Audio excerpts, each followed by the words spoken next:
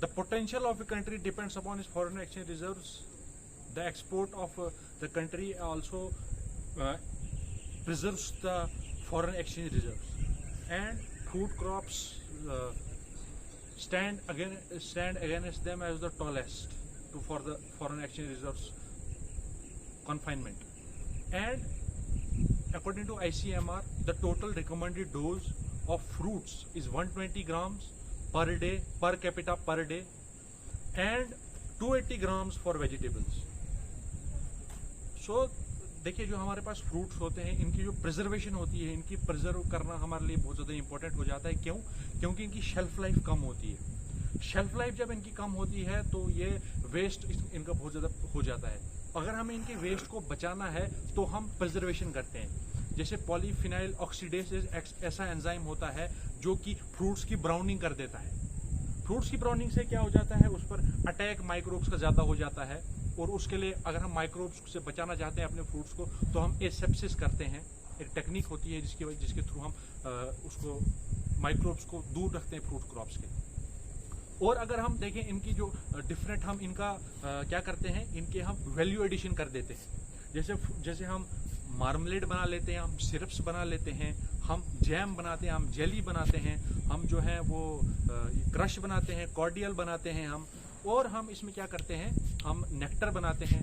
उसकी वजह से इसकी में वैल्यू एडिशन हो जाती है और हमारे पास जो है वो फ्रूट की शेल्फ लाइफ बढ़ जाती है। तो post harvest technology, post harvest methodology में अगर हम देखें तो हमारी कंट्री जो है वो प्रॉस्पर कर रही है और आगे फर्दर इसमें बहुत ज़्यादा स्कोप है।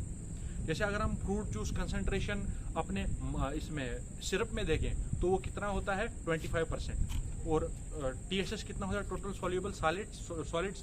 जो टोटल सॉल्युबल सॉलिड्स होते हैं इनको मेजर करने के लिए हम क्या करते हैं, हम रिफ्रैक्टोमीटर का इस्तेमाल करते हैं, जो कि रिफ्रैक्शन के प्रिंसिपल पर बेस्ड है। और रिफ्रैक्टोमीटर क्या करता है, ये टोटल सॉल्युबल सॉलिड्स को मेजर करता है, और इसकी कंसंट्रेशन हम अपनी क्रॉप जो अपना जो हमने बनाया प्रोडक्ट उसमें रखते हैं। जैसे 65 डिग्री ब्रिक्स जो होता है वो हम सिरप में रखते हैं, और जैसे मार्मलेड में कितना रखते हैं, लेस देन 30 डिग्री ब्रिक्स। हम इसमें कॉर्डल में कितना रखते हैं, 55 डिग्री ब्रिक्स, और टोटल सॉल्युबल ये फ्रूट जूस कंसंट्रेशन 25% होती है। उसके बाद नेक्टर में अगर हम देखें तो 20% फ्रूट जूस होता है, और 15 डिग्री ब्रिक्स जो होता है वो टोटल सॉल्युबल सॉलिड्स होते हैं। और अगर हम देखें जो रेडी टू सर्व ड्रिंक्स होती हैं उनमें 10% जो होता है वो जूस कंसंट्रेशन होती है, और 10% जो होता है वो टोटल सॉल्युबल सॉलिड्स होते हैं।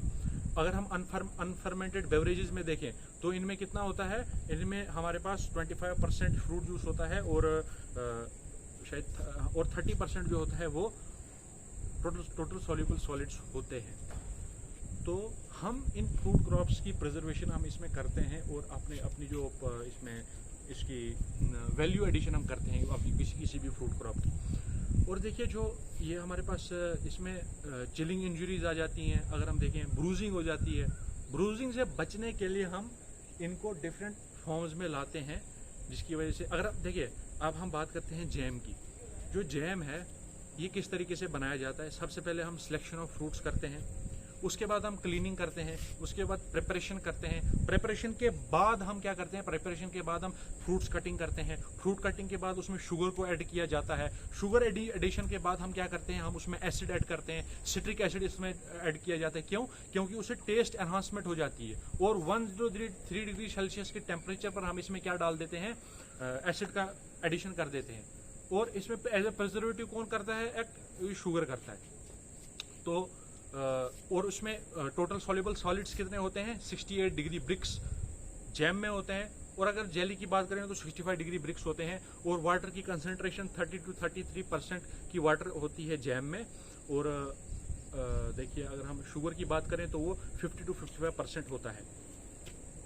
तो ये था जैम, जेली। और मार्मलेड क्या होता है, मार्मलेड और जेली का फॉर्मेशन तो सेम है, लेकिन डिफरेंस कहाँ पर आता है, जब हम एडिशन एसिड की करते हैं जेली के अंदर, उसी टाइम हम पील्स ऐड कर देते हैं उसके अंदर, तो उसकी वजह से जो होता है वो पील ऐड करते हैं, तो वो मार्मलेड बन जाता है।